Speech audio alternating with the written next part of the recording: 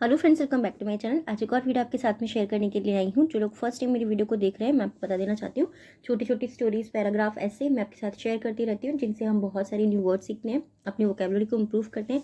साथ ही जो भी ग्रामर दी जाती है, मैं कोशिश करती हूँ कि ईजी वे में आपको एक्सप्लेन कर सकूँ।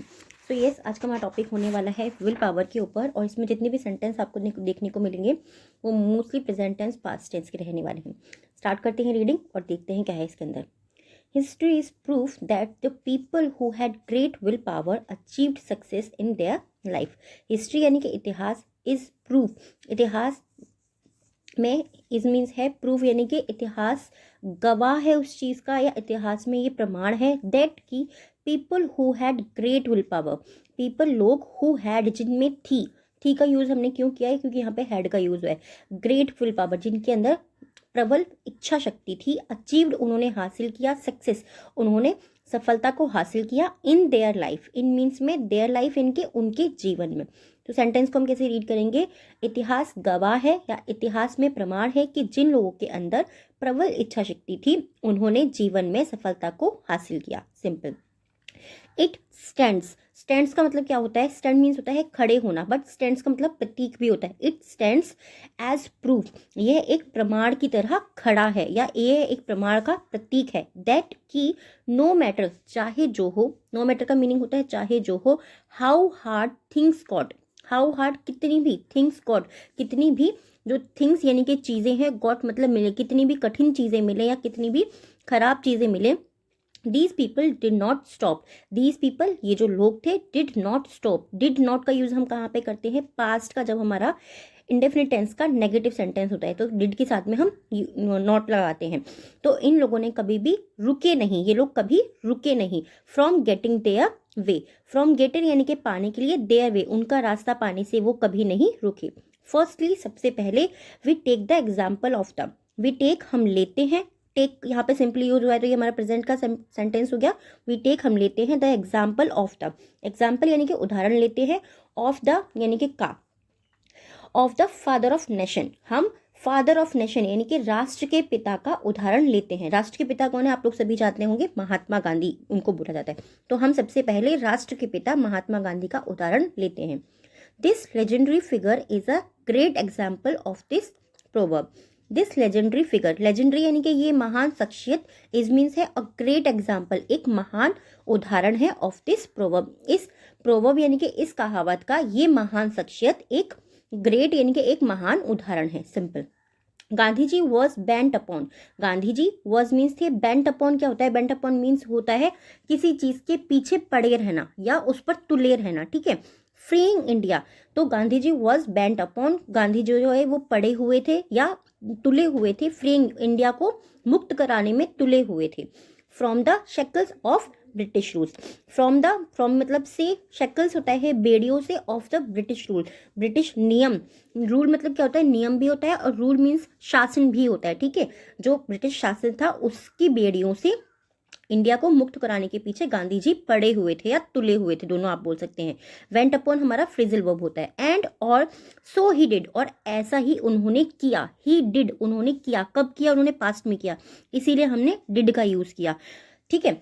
what made this possible, what made this possible, what made यानी कि उन्होंने कैसे किया, this possible ये कैसे संभव हुआ। His will power, उनकी विल पावर यानी कि उनकी इच्छा शक्ति, एंड कॉन्स्टेंट एफर्ट और निरंतर प्रयास से ये सब हुआ।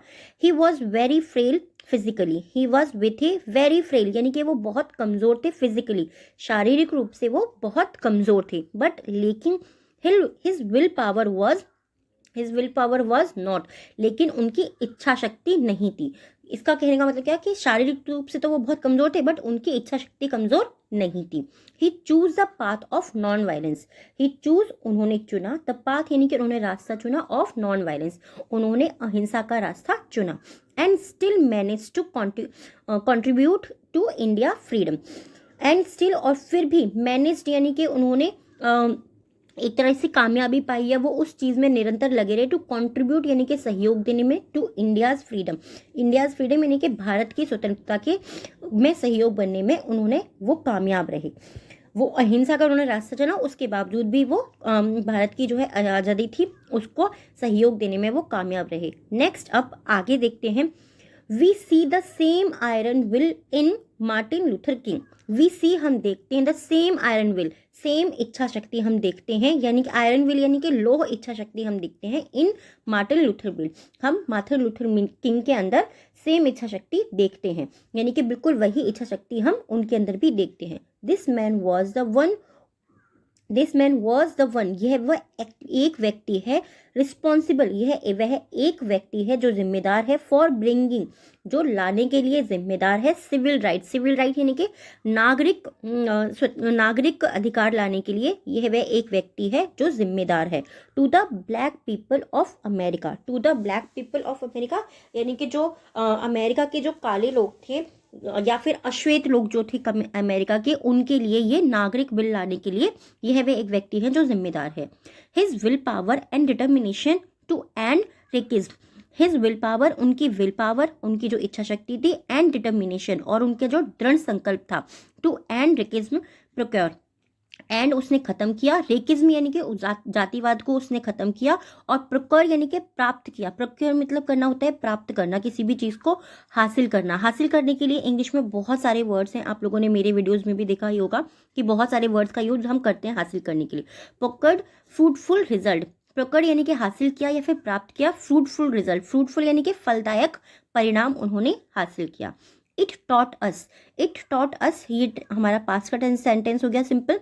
इट टॉट ये सिखाता है, अस मीन्स हमें, यह हमें सिखाता है, दैट कि इवन इन जेल, जेल में भी he did not give up, he did not उन्होंने नहीं किया, गिव अप मतलब हार मानना। इट टॉट अस ये हमें सिखाता है कि जेल में भी he did not give up, उन्होंने हार नहीं मानी, he did not give up, give up means होता है हार मानना। गिव अप का मतलब यहाँ पर क्या हुआ, ये हमारा फ्रेजल वर्ब है, ठीक है। गिव अप मीन्स अब हार मानना, गिव मीन्स होता है देना, अप मीन्स होता है ऊपर, बट जब अब गिव अप एक साथ आता है तो वो जाता है हमारा फ्रेजल वर्ब। तो इन लोगों ने जेल में भी हार नहीं मानी। ही फॉट वो लड़े, यानी कि उन्होंने लड़ाई लड़ी, कंटिन्यूसली उन्होंने लगातार लड़ाई लड़ी, to achieve his dream, to achieve यानी कि हासिल करने के लिए, हिज ड्रीम उनके सपनों को हासिल करने के लिए उन्होंने लगातार लड़ाई लड़ी। आई होप ये जो टॉपिक है आपको पसंद आया होगा, बहुत ही इंपॉर्टेंट टॉपिक है, आप लोगों के अंदर भी ये चीज़ होनी चाहिए। और ये कैसा लगा है प्लीज़ मुझे कमेंट में ज़रूर बताइएगा। आज के 3 वर्ड्स हैं जिनसे आपको सेंटेंस बनाना है, कमेंट बॉक्स में लिखना है। प्लीज़ प्रैक्टिस ज़रूर किया कीजिए, क्योंकि प्रैक्टिस आपको ही करनी है, तभी आपको कोई भी चीज़ आएगी। फर्स्ट वर्ड जो है हमारा जिससे आपको सेंटेंस बनाना है वो है शेकल्स, शेकल्स यानी कि बेड़ियाँ। नेक्स्ट वर्ड है हमारा फ्रेल, फ्रेल यानी कि कमज़ोर। और थर्ड वर्ड है फ्रूटफुल, फ्रूटफुल यानी कि फलदायक, किसी भी चीज़ से जिसको आपको फ़ायदा हो रहा है, एक तरीके से फ़ायदा भी आप समझ सकते हैं या फलदायक, दोनों ही आप बोल सकते हैं। आज के 3 वर्ड हैं डिक्टेशन के, जो आपको ये भी कमेंट बॉक्स में लिखना है। फर्स्ट वर्ड है हमारा रेकेज, रेकेज। सेकेंड वर्ड है determination, determination. And third word है फिगर, फिगर। आई होप ये वीडियो आपको पसंद आई होगी, कैसी लगी प्लीज़ मुझे कमेंट में ज़रूर बताइएगा। Thanks for watching.